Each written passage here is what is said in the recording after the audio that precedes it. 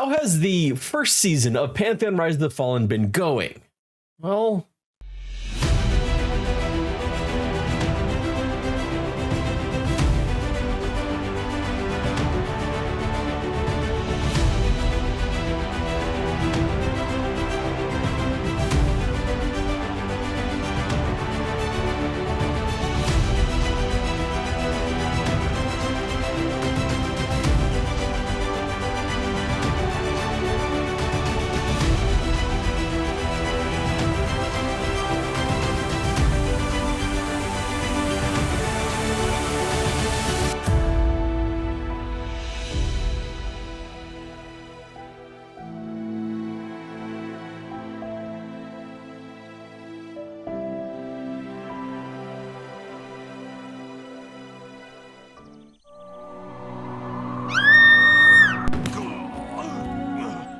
it's been a lot, to put it very broadly. There's been a lot of great moments. There's been some server issues. There's been some experience issues. There's been some hot fixes. There's been a major server wipe and a whole lot of exploration in the new area and finding so many different new places to jump off of ledges. Let's get into it. Visionary Realms was kind enough to give me access to the test server, which is where all of the footage you're going to be seeing in this video is coming from. Well, okay, almost all of the footage. The better B-roll footage is coming from Desrin Does, who puts together ambient footage, and I have linked their channel down below. All of this time in the game, though, has given me a good long look at the gameplay loops, as well as let me observe testing and how the game runs as, well, an MMO. And the start, well, the start was kind of rough. Launch of Seasons was interrupted by pretty extreme issues with experience rates and loot wreaking havoc. Experience was ridiculously fast and top tier loot was dropping randomly from low level creatures. It was kind of like the Mischief server on EverQuest during an experience bonus event. Of course, this meant a wipe, but it also let me get to level 9 with my Dire Lord pretty damn quick. Something that allowed me to explore more of the zones than I had previously, especially the new zone, AVP, which is really freaking huge.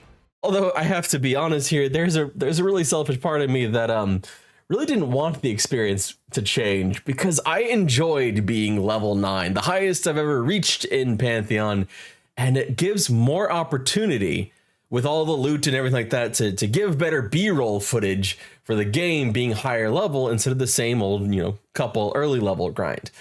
But, things had to go forward, and the game's not being designed around my B-roll footage, unfortunately.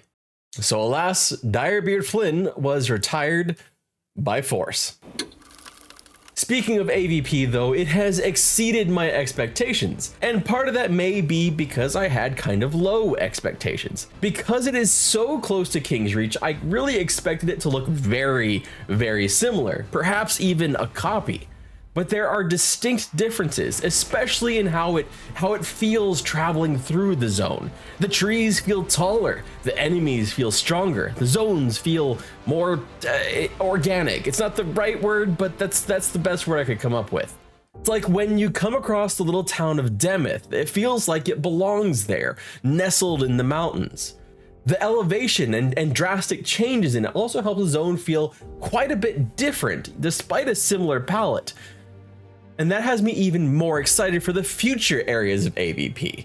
Areas we'll be getting soon as the next phase of the season opens up on March 30th with the Mouth of Madness, an area they've been teasing with pictures of ominous spider webs. However, for all the praise I have for AVP's differences and the future differences, there's right now a definite lack of biodiversity, as much as the fauna in AVP is the same as that in King's Reach, with a few exceptions like these panthers, which will eventually get a non-Unity model. There's others as well, like the Ratmen and stuff like that, but the main difference that I found with the mobs was just the aggression, the pure anger and bloodthirst in everything that was in AVP, constantly, eagerly wanting to take bites out of you.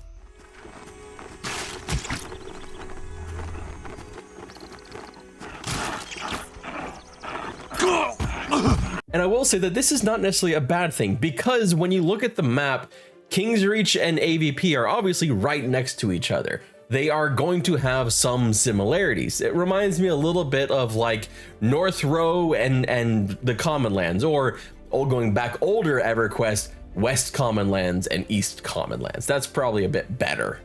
Most of the diversity in AVP is going to come from the next two parts of the massive zone, which should bring us orcs and spiders, and perhaps even more ratmen, though don't quote me on the ratman part, that's just a rumor. The orcs especially though, the orcs are definitely coming.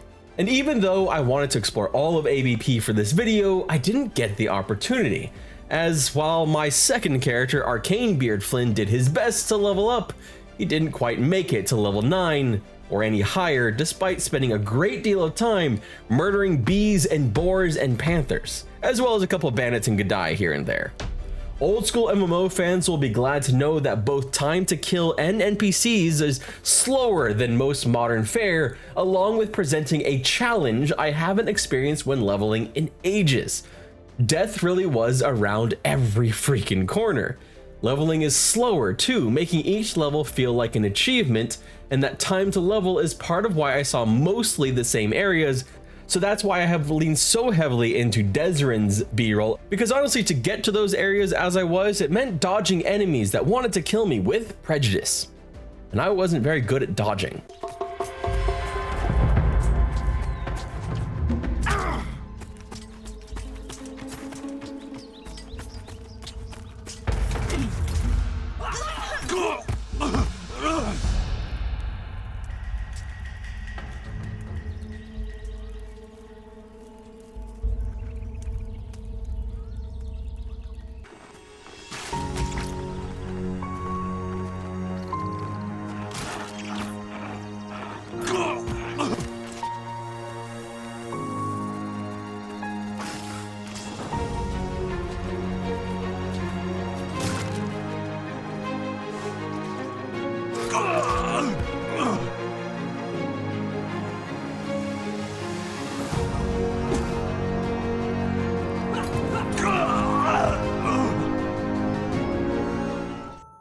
As I mentioned before, the issues that led to the experience rates and items were fixed rather quickly once the seasons had started. A patch was deployed and later a wipe killed off poor Direbeard Flynn, so I started over with a wizard. But I got busy after starting and I kinda missed the boat on leveling.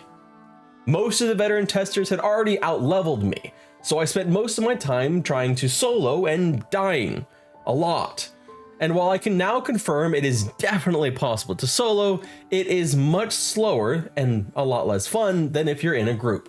Especially because another bug has been introduced, or maybe not a bug as much as just like a partially complete feature, but we'll get to that in a moment. When I was able to find groups of people, I really got to experience the whole suite of abilities I was getting already at low levels as a wizard, and it was actually really engaging combat. I would use my shock spells to build up energy, which would then power up my overcharge spell, and that overcharge spell I would combine with sure spell, all together to make my next big damage spell not only hit harder, but have a higher chance to hit. And I weave all this together with trying to use my interrupt spells to save my party from devastating curse bolts. This video is not meant to be a review of Pantheon's combat gameplay or anything like that, but I did want to point out here that while I've been playing in seasons and playing as much as I have, I want to say that the combat feels closer to like almost like a WoW classic or a Vanguard, or it basically is a lot more involved than say classic EverQuest, perhaps even closer to like current day EverQuest.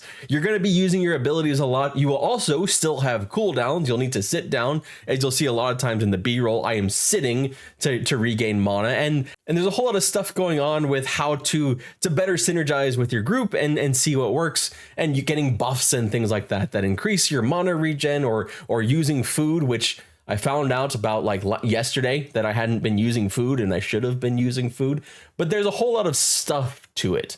It's a lot more than just hitting auto attack. So I just wanted to throw that in there.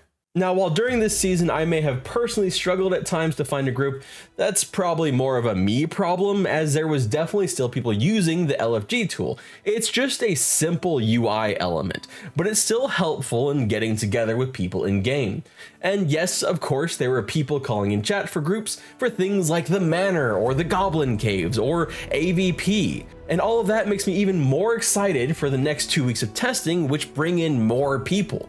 And if you're one of those people, try to get in a group because it'll be so much more fun. I'll have some more tips and more general tips for you at the end of this video, but yeah, try grouping. Trust me on that one. Chat was about as wholesome and toxic as you might expect in an MMO, and that's kind of the point. This felt like an MMO. Everything about it.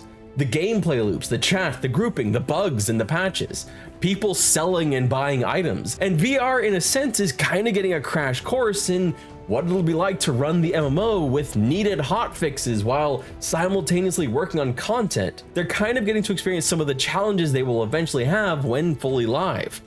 Those challenges have continued as a change in how abilities worked has inadvertently ramped up difficulty of NPCs. A lot.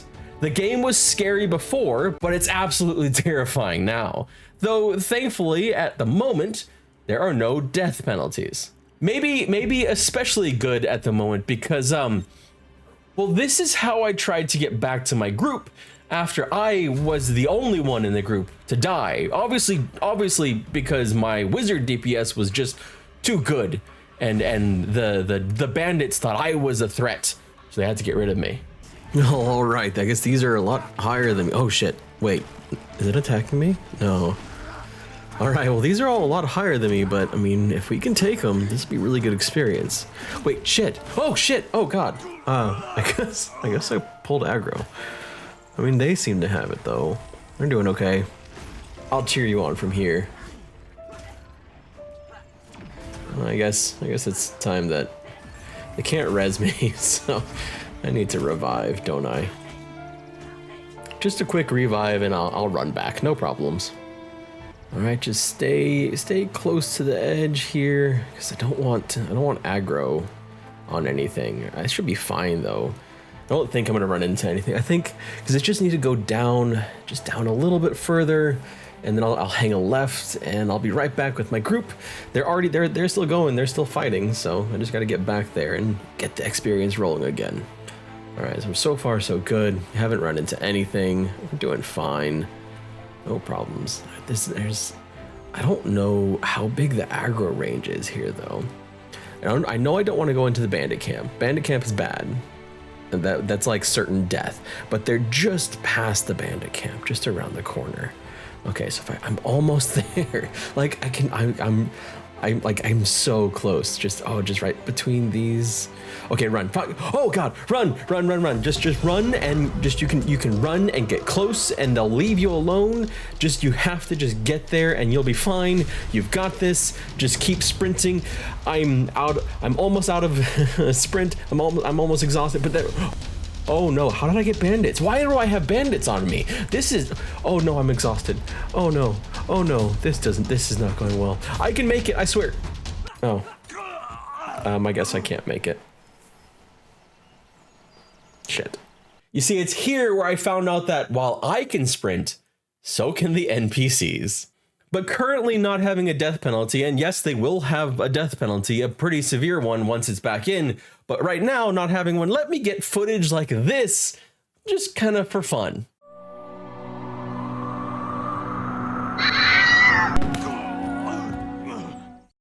Okay, so I gotta admit, those sound effects aren't actually in the game, but I have asked PVL, who is working on Pantheon's audio, to consider adding the Wilhelm scream. We'll see if they do it. And if I could take a moment here to laud PVL Audio, they have done an incredible job on the sound design. They've done great work for Pantheon, from the music to the ambient noises like the sounds of birds, the whistling of guards, or howls of werewolves off in the distance. It's rare that a game can convince me to turn on my sound. It's rarer that I'll turn it up and turn off YouTube. What PVL has done with Pantheon is already exceptional, and it sounds like it's only going to get better. In the past, PVL has worked on games like Cyberpunk 2077, Phantom Liberty, and Asgard's Wrath 2, and I hope they work on more games I play in the future. MMOs and single player alike. In conclusion, so far, Seasons has been a ton of fun, despite some bumps and bruises with the experience issues and item issues. Pantheon has felt like an MMO, albeit an incomplete one, a very incomplete one. But logging in just to kill some things or explore a little bit has been a lot of fun. It's actually made me even more impatient than I was before because I continue to see the potential of the game, but I also see how much work still needs to go into it to make the whole image of it realized.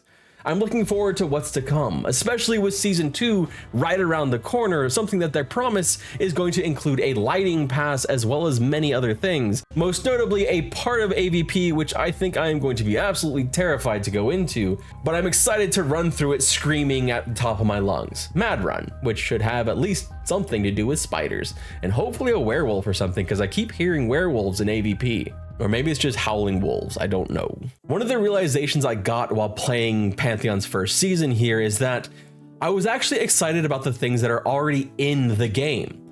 Not just looking forward to what's to come, but when I was looking forward to what's to come, I had an idea of when I was going to be getting it.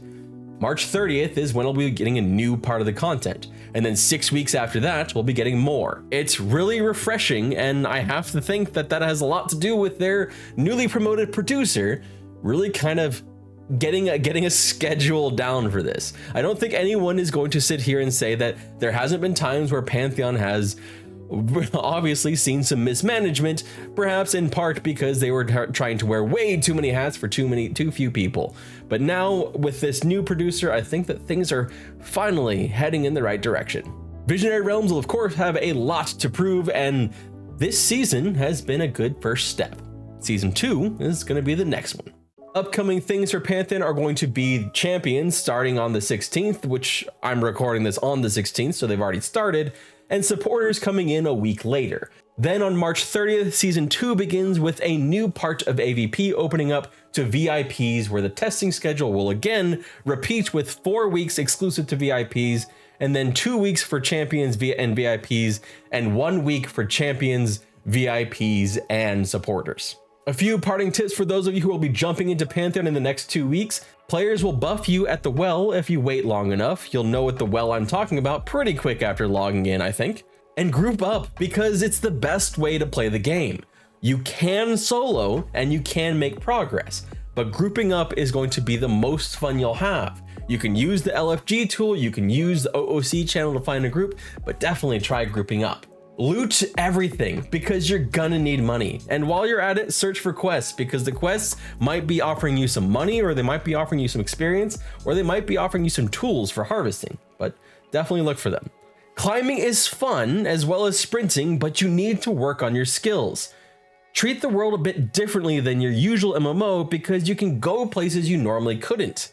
Oh, and shift is for sprinting, but you'll run out of endurance pretty quick unless you're buffed. Work up your sprint skill and your climbing skill to open up more possibilities of traversal. And turn on the audio, you'll be glad you did. If you want to see more about Seasons and exactly how it works out, like breaking it down in detail, I covered that in this video right here. My name is Redbird Flynn, thank you so much for watching this video, and I hope you have a wonderful day.